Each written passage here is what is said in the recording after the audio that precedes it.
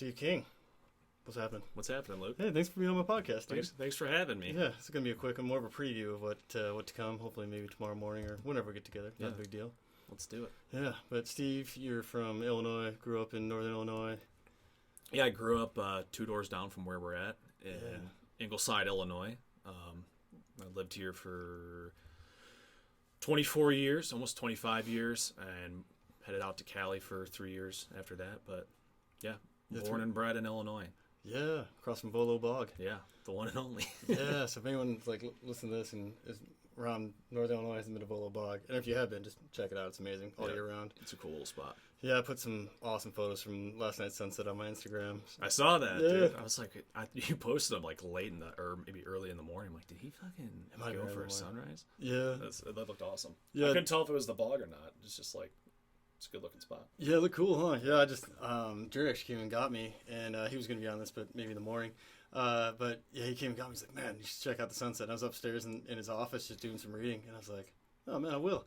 And I just peeked out. I was like, oh no. And I went outside and went to take a picture just of the hardwoods out in the front yard there. And I was like, oh, I could do better. So I ran to the bog. And it was cold. I was only in my t-shirt. And I went to the top of the hill there. I was like, that'd be a cool angle. And I got there and I was like, oh, I can do better. So I just ran to where that pond is, and then got down low in the weeds and took the first photo. That's pretty far, man. Yeah, and then quick t-shirt on. Yeah, I was freezing, man. I went to that little duck blind thing, the observe booth. Yeah. And I was like, I'll get a cool photo there, and it was okay. And then I was like, I could do better. So I kept running down the trail, and I snapped a few photos on the way there. And I got to that other rise where the little observation bench is, And then there's this cool tree. So I got that tree, the pond, and then some more other woods in the background. They look great, man. Professionally done. Oh, thanks. Oh, it's all the iPhone, Yeah, it's not me. The phones are amazing. Oh, they are, dude. Man, I hope this thing's picking this up. I didn't really check. Usually I check to see the levels. Say something real quick. Hello. Oh yeah. I think it's picking this up. I'll turn it up just a little bit. Just don't want to overdo it and then get some fuzz. Yeah. But dude, you've been an adventurer for a long time. I mean, you grew up doing sports and stuff, but recently, you and fiance. Now fiance. Now fiance. I never traveled as a kid. We'd go to Wisconsin maybe once a year camping with my parents. Yeah. My dad just worked a lot. Mom worked a lot. Camping is kind of all we did. Yeah. Kind of typical blue collar. Yeah, for sure. Yeah. I think I left the state for the first time, or flew somewhere on an airplane for the first time with the Gaylors when I was a freshman in high school, maybe a sophomore in high school. Yeah. They took me down to Florida for spring break. I'd like to say that's kind of when I caught the travel bug, but it's cool experience. Spring break, got home, did the same thing for I don't know how many years after that, but yeah. I met my now fiance, and she had the travel bug since the day I met her. She did an internship with this company, Ray's Holdings. She was in their HR department, and she did a lot of traveling for work. And I think that's kind of how it started for her. Because she got to go see California and some other cool places. And then we started dating. She started doing bigger and bigger trips. She'd do some trips with her girlfriend. She did a trip to Thailand with a girlfriend after college. And then got me, the first international trip I did was with her, going to Punta Cana in the Dominican Republic. Oh, wow. It was just a cool week vacation with her parents. And then the year after that, we did Mexico, similar thing, hung out with her parents. And then we did our first trip right after I graduated college. We landed in Amsterdam. Oh. We're in Amsterdam for a few nights. How long was that flight?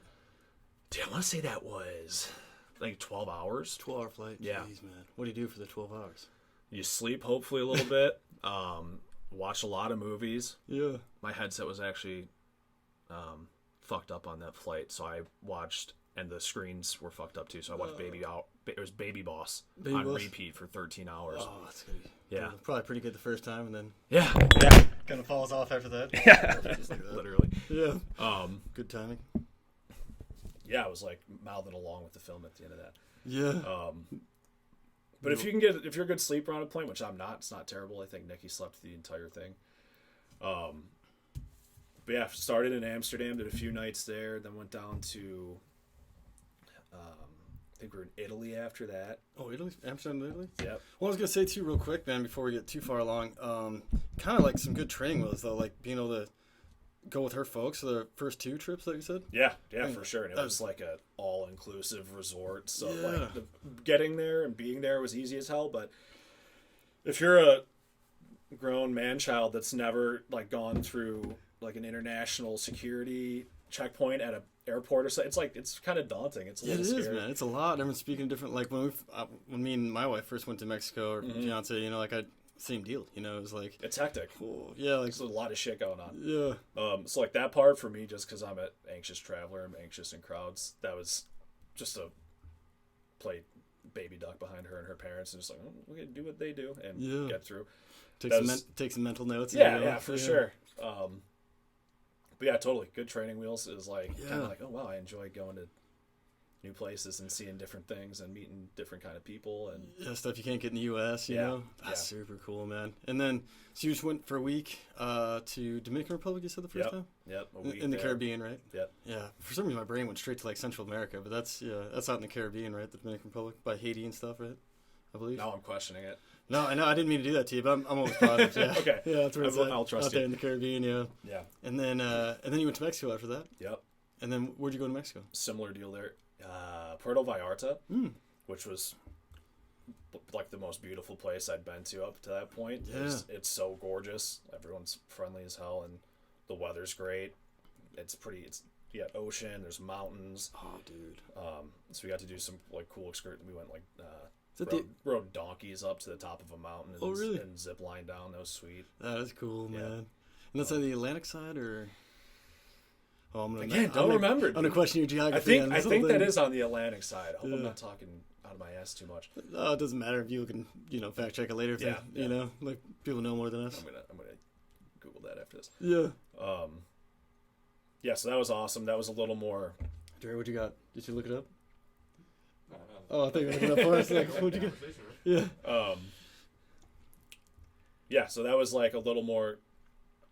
Punta Cana was kind of just sitting on the beach for 5 days drinking rum and drinking all the alcohol we could and a lot of burgers and gaining some weight. Yeah. And we went to Mexico. That was a lot more I'd say excursion-y. We took out 4-wheelers for a day. We did like I said, rode some donkeys up a mountain, which was just insanely That's cool, so dude. Cool, man. You're going through some gaps, like these little cow paths that are just as wide as the donkey to get through. It was a blast. But cliffed out on one side at one point, huh? Yeah. When we came down, actually, the part of the zip line took you to a waterfall, and then you rappelled down the waterfall into this body of water. It was dude, just like an active vacation. Yeah, much more active. So it's like, oh yeah, we can into this too. Like just turquoise water too, huh? Yeah. Oh, dude, that's awesome, it was beautiful.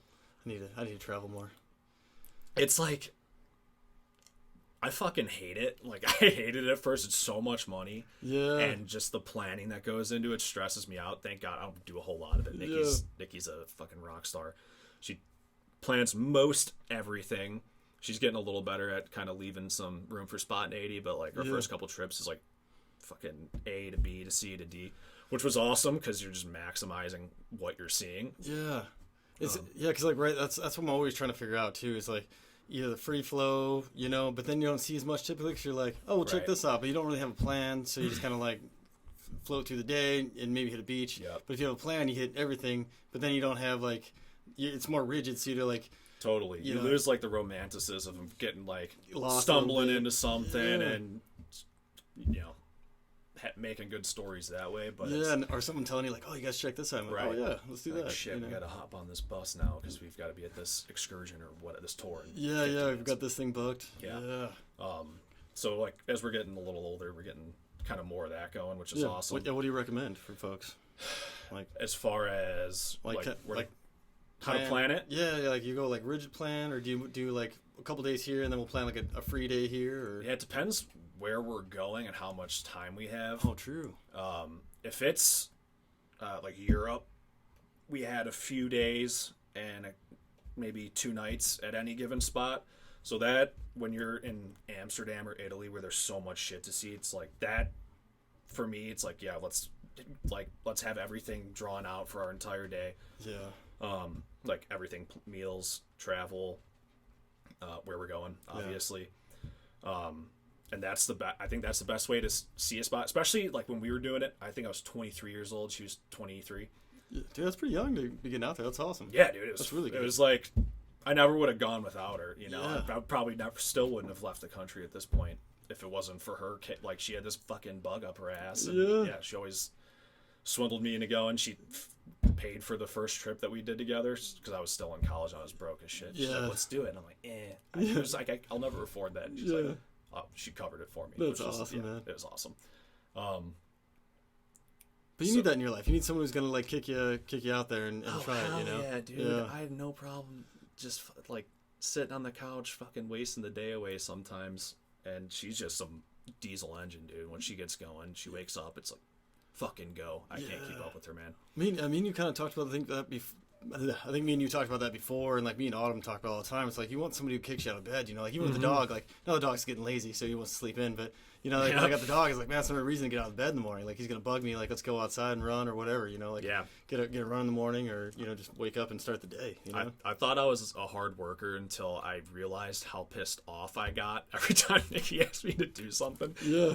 I feel like she'd like keep throwing things at me, or like literally today I got this to-do list and I'm scratching things off and I look and she's writing more shit down on the to-do list. I'm like, what the fuck? I know. And then it's like, wow, I'm not nearly as hardworking as I thought I was, because if I wouldn't have done it, she would have just gotten right on it, you know. Yeah. Oh yeah, dude. Which has happened before. And like, god damn it! All right, I'm gonna get up. No, like I gotta pull my own weight. You know. Yeah. Pull your weight, right? Yeah. Pull my weight. Yeah. Yeah, which is easy to not want to do when you're hungover or whatever. Yeah, or just like tired, taking the weekend, had a hard week, you know. Like Sam will kick my feet up, and then she'll start doing stuff, you know. It's like picking your feet up so they can vacuum under you. Yeah. I should get up. Yeah, it's time. Yeah, time to join in. You know, on the fight, keep the house good. You know, especially you know, in a house. You know, like it's like, oh man, so much stuff. It's never. Yeah, man. There's no shortage of shit to do. Yeah, man. It's nice though. Keeps you busy. Yeah, we've been lucky because we bought the house back in September. Just with her, where she has to go for work, which is why we got out to Boston earlier this year. It's why we got to go to Alaska. Oh, cool. It's like just her going out there and having a hotel and me just being able to buy a ticket and crash along for the ride. It's like you get to see so much cool shit that way. So awesome, man. It sucks. Yeah, when you buy a house, you're going to lose the ability to do kind of spontaneous trips and afford them. Yeah. But yeah, that's been huge. Yeah, that's awesome, man. So I've been lucky so far. Yeah, I think I may even cut you off before. So like, just summary of the places you went, so that when folks like go to catch the full episode on this. So you've been Dominican Republic, Dominican Republic, Puerto Vallarta, Mexico, Amsterdam, Netherlands. We were in. You went to Italy on that trip? Italy on that trip, but I forgot. Somewhere a little farther north for like a few hours. Got Belgium. Got a Belgian waffle that was amazing. Oh, that's awesome, man. Literally stopped bathroom break. We had I think 2 hours like just bopping from like little store to little store. We got breakfast. It was cool. That's cool. So we were in Belgium for a little while. Yeah. Not like a proper visit, but I got to sit down and have a Belgian waffle, which is as close as you can get in 2 hours. Bucket list. Yeah. I think I had 2 of them actually. Really? Oh, I wanted to. So we were there for a few hours and then finished a trek down to Florence. I think we went to Florence, Italy first. Oh, cool. And fucking Italy's a blur for me. There was we went out a lot. Yeah. And we spent the most time there. So we were in Italy for 10 days. Oh, awesome. Like the only big place we didn't go to was Venice, which is kind of crazy. Yeah. You think that would be like that's usually people's big thing to go. Yeah. But there's, like you said, there's so much though, right? And then ton of good wine. I had no idea what to expect out of Italy. I knew Amsterdam would be cool because the history of Amsterdam is Yeah, exactly. You know what goes on there. Yeah. I had zero expectations for Italy. Just like I don't think I ever processed it with all the places on our list. Yeah. When we got there, I'm like, this is easily the most beautiful place I've ever seen. It was so many mountains, the ocean, the people are. The local folks that I met were super nice, but I don't know. There's just so many. Everything's green and there's flowers everywhere and it's mountainous. It's like, yeah. You sent us a picture. I don't know if it was like when I had Snapchat or something, maybe still, but I remember you sent a picture when you were over there. It was from like a big rolling hill vineyard, and it was just amazing. Yeah, dude. We were just like out in a vineyard picking grapes at sunset before we went. That's what it was, I think. Drank wine and ate a lot of food. Yeah. That was like, I think that might have been my favorite spot. Man. I wish I could remember the vineyard, but yeah, we were just hanging out. They gave us some wine. It was like a painting, the picture that you sent, and I think like it was like Nikki in the row or something. I can't remember exactly what was going on. I was like, whoa! And then I think you guys took a selfie with the old house on the hill, which I don't know is that like where people live, or if there's like I think where that's processing where it was either a processing plant or depending on where it was. In the photo, where we sat down to eat, kind of looked like a little house. Oh, yeah. So that could be it too. But yeah, we were lucky. Some chick who was like we'll call her a semi-professional photographer just happened to be on the trip. Yeah. So there's like a few places where she's just like snapping pictures of everybody, and she got quite a few good ones of Nikki and I. So that's like Erin, I think was her name. Hey, shout out to Erin. Yeah. Yeah. Got a lot of good photos on there. Yeah. Did she email you or something? Or? Yeah, she put everything in a like a Google, what do you call it? A Gmail chat, working project thing. Yeah. Dumped all the photos so everyone who went could pick some, and yeah, it was that's cool, fucking man. really cool. God, that's awesome. And then, so you went through Italy, hit the vineyards, and that was for 10 days. You said hit all the pasta in good spots. Yeah, like went to some. Like a spontaneous. Oh, you got to go to this pasta place. This old grandma makes pasta by hand, and it's fucking amazing. So we went there, ate. Italy for 10 days, and we're in Greece for 3 or 4 days after that. Wait, talk about the pasta real quick. Okay. So like, over here we can get like this. I'm gonna mess this up, and I apologize, but like Somalia pasta or something like that. It's like SEMLIA. It's supposed to be like or Somalia wheat, and it's like the wheat they use over there. So I mean, it tastes a little different, but I don't know. When you were over there, the pasta was it different? Totally. Really? Yeah. Man, and especially being around here, there's a big Italian. Yeah, it was a lot more. I don't want to say it was grainy. Like it wasn't really? bad by any means, but it definitely broke apart differently. That was like the biggest thing for me, because here it's like the noodles are made out of fucking paste pretty much. Yeah. The stuff you could tell it's just like it's a little more rigid. Oh yeah. Wow. Probably less preservatives and all that good stuff. Yeah, because that's the rumor I heard, especially with my Crohn's. Like they're saying, like that wheat over there. So that's why I started eating it. It seems like it's a difference because it's just like eggs. I think I heard someone talking about that on Rogan. That's where I first heard. I've seen like 2 episodes. I think he brought it up to somebody who didn't know any better. Like, oh shit, that's interesting. And then he talked to somebody else on a different episode, and they kind of refuted that. I forget what the response was. Yeah, and then I was thinking about the other episode when he was talking about what made me think why it would be different is like the non-GMO stuff. Most stuff you get in the store is just totally genetically modified or GMO. Yep. So, which makes sense why it'd be different and maybe digest. I think it like changes the whole chemical makeup, so it's a little more. I don't know. Hard. It's got more stuff in it to digest. I think it's like gum. Yeah, that's what I refer to. Yeah, gluten as gum. Yeah, totally, man. And so that it seemed like it made sense to me. Like this, wheat that hasn't been messed with and is still like what wheat was when it first became. Yeah, wheat. the more basic you can get with it, right? It's usually the better. Less ingredients, the better. I think I was even like 4th grade, and that was actually like over in Grass Lake, just down the road here. Really? Yeah, where my teacher was like. Had us bring in wrappers, and that's when I first heard about like high fructose corn syrup and some other kind of sugar. And then he was like, wow.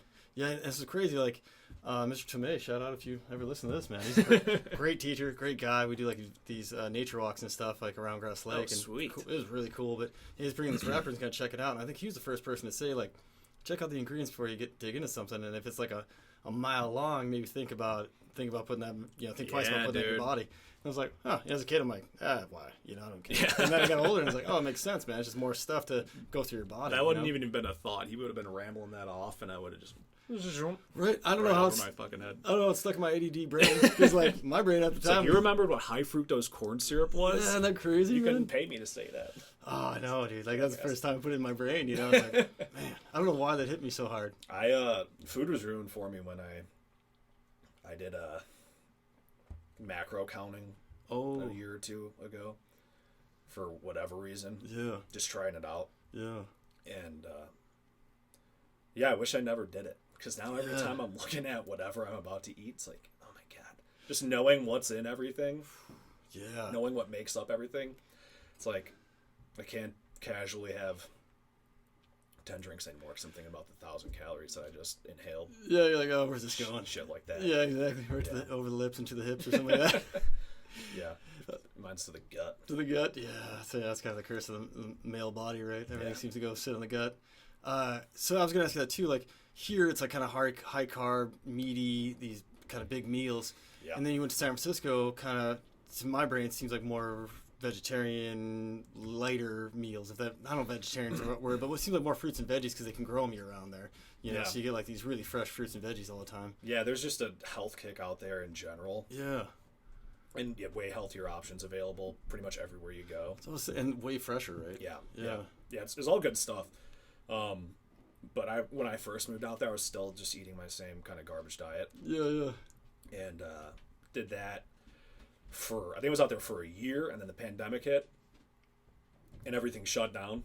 So Nikki did a Whole30 diet, and I did it to kind of support, I guess. Yeah, I did the same thing. And I dropped like 42 pounds in 6 weeks. I was 232 pounds, and maybe it was like 38 pounds. Yeah.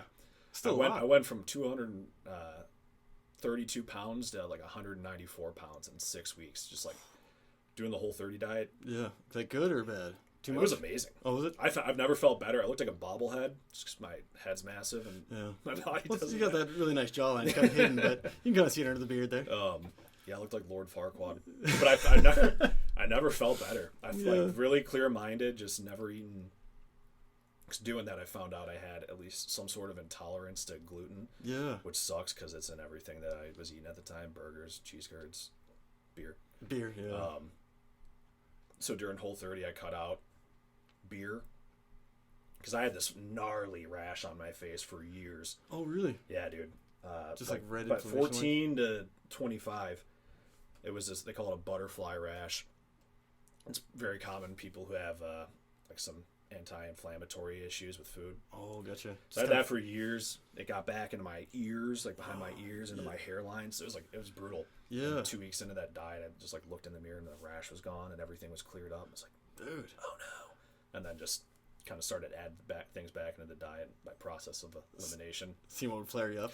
Yeah. It's like I could be drinking a beer and feel my face start to burn. Yeah. It's fucking nuts. Yeah. Have you ever noticed that too? Like people who drink a lot, like older population, you know, like around like my dad's age and stuff, like it's almost a constant now, I think, because all the booze, you know, for the years. Like a lot of folks, like my stepdad was a big drinker, and just always that flush red look. It's yeah, like, a lot of the guys I work good. with, they're electrical foremen, superintendents, or blue collar guys. Yeah, like all of them, bald. They've got the shit in their hair. It's probably part of the reason why they went bald. And this just crazy rash. A lot of guys get it in their beard too. Like I get it in my beard a lot. Yeah, I worked with tons of guys, so you could see anytime they shaved. I couldn't shave my face because of it. Like I literally could. It would just carve me up. Whoa. Some guys, you could just see it if they had like a shorter beard. You could just see how it just inflamed. Mine's a little bad right now because I've been eating like shit over Christmas and whatnot. The break takes a toll, man. Yeah. Like excited to clean everything back up and. That's like a big positive of the new year, right? I know a lot of people like get a little weird about the new year, new you kind of thing, but I think it's great, man. You know, like it's a good opportunity to start again, you know, and kind of saying goodbye to the old year in the way that the holidays do, you know, like getting together and with family and having some drinks, eating some food, and just kind of taking a break and then getting back into the new year and getting after it, you know? Yeah, totally. Especially with just how much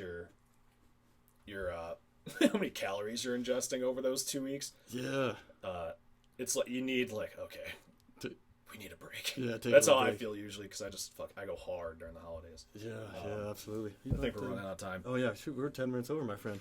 Well, what else was I gonna say? So we're coming. I guess I didn't announce. We're coming not live, but from basement in Jerry, the fellow I had on his basement in Ingleside? This is Ingleside, Illinois. This is Ingleside, Illinois? Yeah. Oh, yes, we're coming from Ingleside, Illinois. I don't even know where I am. Steve, thanks for coming. This little preview. Hopefully we get together in the morning. Yeah, man. This is awesome. Way, man. Yeah, we'll get together at some point and do a longer one. If not, this is great, man. I appreciate you being on. Yeah. Thanks, man. Thanks for having me. Appreciate you.